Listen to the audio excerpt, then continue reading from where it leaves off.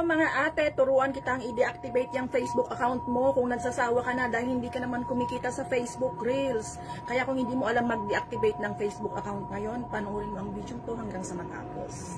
So yun nga siya mga ate, mag-start tayo. Pumunta tayo sa ating Facebook account. Gagamit ako ng isang Facebook account na hindi ko masyadong ginagamit. So ayan, pagkatapos po niyan, i-click po natin yung ating profile.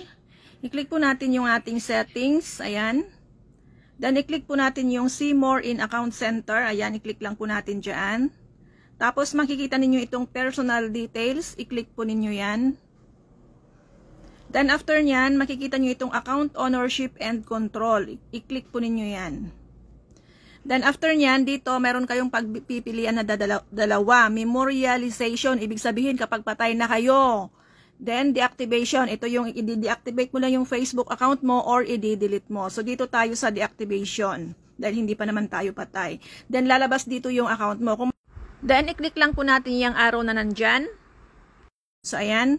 Then, makikita ninyo dito, meron kang deactivate account at saka delete account. Deactivate account, your account and main profile will be deactivated and your name and photos will be removed from most things you've shared. Tapos dito sa delete account, when you delete your Facebook account, you won't be able to retrieve the content or information you've shared on Facebook. So dito lang tayo sa deactivate kasi ibabalik pa naman natin. So i-click natin yung continue. Then after nyan, pag nag-deactivate ka po kasi ng iyong account is kasama po yung iyong mga Facebook page, yung yung mga Facebook page sa account mo na yun, kasama po siyang ma-deactivate. So, ayan, i-click lang po natin yung continue. Then, after dito guys, kailangan mong input yung iyong password. Ayan, click po natin yung ating password.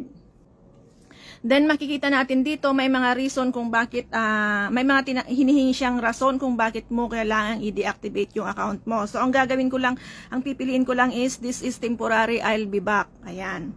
Then, after nyan, i-click mo lang yung continue. Then, after nyan, meron kang option dito na kailangan reactivating your account kung kailan marireactivate. So, mamimili tayo dito ng kung ilang araw, 1 day, 2 days, 3 days, 4 days, for example, 1 day. Then, after nyan, i-click mo lang yung done. Then, after nyan, click mo lang yung continue. Kapag i-deactivate mo, i-click mo lang yung continue. Then, meron kang, after mo maklik yung done, eto na siya, yung pinaka-final, deactivate my account. Kapag click mo po yan, madi-deactivate na po yung account mo. Pero hindi ko po siya i-click dahil hindi ko naman po i-deactivate yung aking account. So, ganyan lamang ko mag-deactivate ng Facebook account ngayong 2023. So, sana guys, may natutunan tayo sa video to. Salamat and God bless!